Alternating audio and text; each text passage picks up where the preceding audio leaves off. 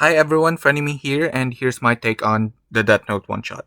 So, if you haven't read the new Death Note one shot yet, I've placed the link below. It's better if you read it first because I won't be narrating much of what happened, and then hopefully you'd come back here. Okay, so let's discuss it. First of all, Death Note is my favorite show of all time. Sure, someday something else might replace it.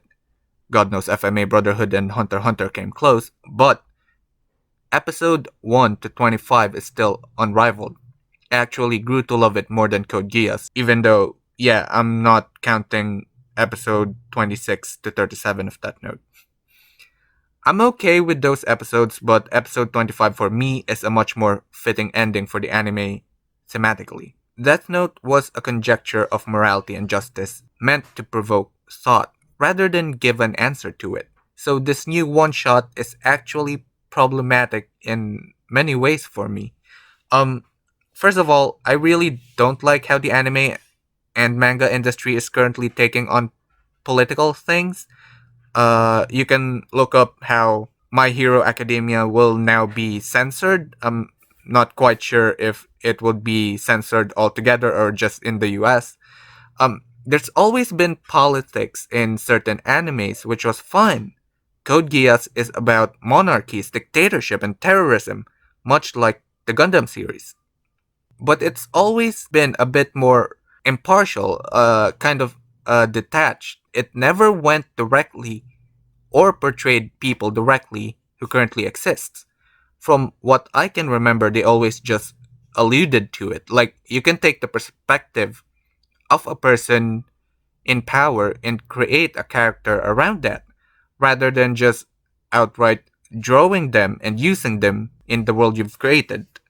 It feels cheap, like with the Joker comics where he worked with Darkseid and they were promoting Trump. Eh, what the hell is that? And here, they really drew Donald Trump, Xi Jinping, and Shinzo Abe in the manga, and it just throws me off.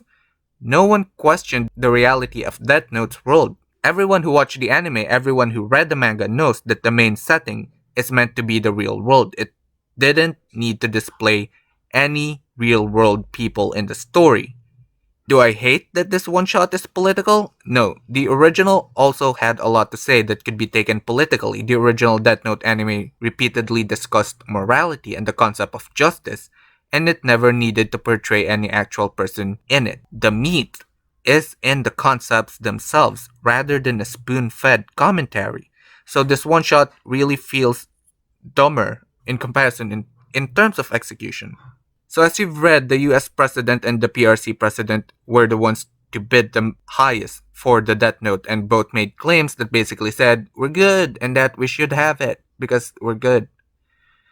So Trump ends up with it, but he basically can't have it due to the new rule placed by the King of Shinigamis, where the seller and buyer of the Death Note will die.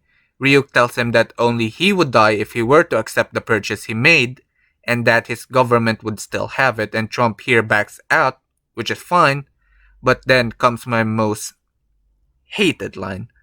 Ryuk says, got it, you value your life over your own country. And I'm like, what the fuck? Oh god. In the anime, from what I know, it stayed true to the manga at least like on a 99%. Ryuk in the anime gives commentary, but it is middle ground commentary. He doesn't vilify anyone for what they're doing. He's an onlooker on L and Light's game. He can be manipulated with apples, but still, he doesn't take any side as to who is right or wrong. I viewed Ryuk pretty much as how most people view the Joker, and this is the way that I view the Joker as well. He just wants chaos, that's it, because that's what's fun for him. But here in one line, it ruins his character. If this was written in the same way that Ryuk was written in the original series, once Trump says that he wouldn't take it, we would have just seen sort of a close-up on Ryuk's face, or maybe he'd tilt his head. Because Ryuk was always impartial. He doesn't give a fuck. So for him to have a perceived negative commentary on Trump's decision just ruins his established character. He's supposed to just want to have fun. Or apples. I mean, he only dropped the notebook again because he wanted apples. The commentary is heavy handed. It's telling you how to think of the decision made instead of how the original series handled it, where you'd be faced with coming up with your own perspective on what's right and wrong and what to think of the character's actions.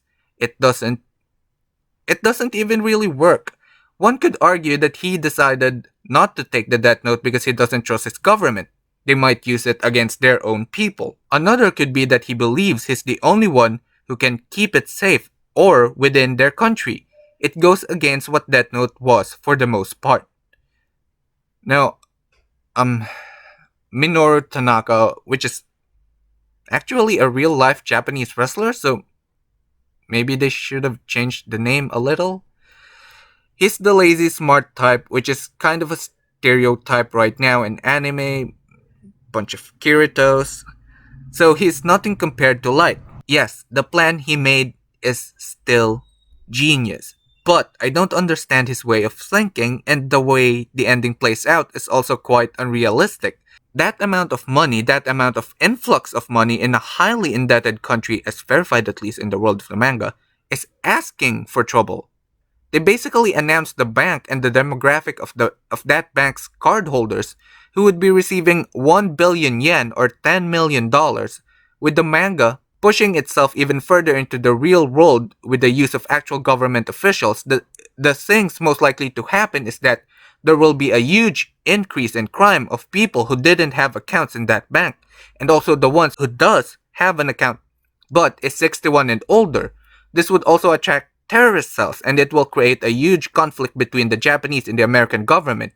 With how divided the current state of politics are in pretty much any country, the mere fact that Japan would allow that sum of money transferred to their bank from the US government with the full knowledge of Americans is just asking for war. I wouldn't normally bring this up, but it wants to tie itself so close to reality, but it doesn't tackle realistic repercussions.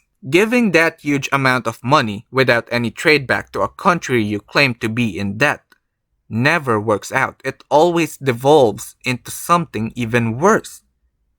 On Nier, I hate how he just gives up because it's basically impossible to trace who the new Akira is.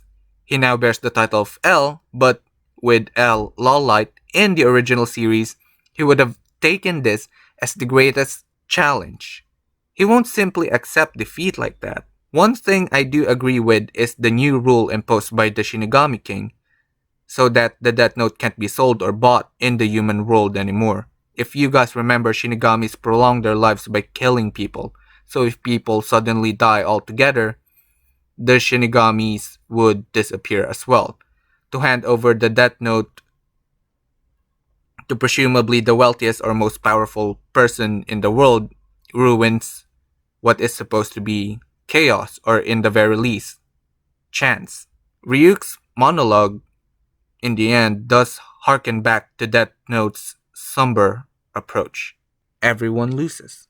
Overall, it's still a great story. It's just not as great as what preceded it, so that's why I kind of hate it. But it's still one of the best stories you can find out there. The character's intellect is still very well portrayed. Yeah, so if you don't know anything about that note and you want to get into it and you still want to read this one shot manga, I would highly suggest that you read this first, then go to the original series. Watch the anime or read the manga. There's also another one shot right after the series, and it's much closer to the original thematically. So overall, I hate this so much because I love the original series. That's how much I love it. It's my favorite show of all time. I can rewatch it as many times as possible. It's the best show that I've ever watched.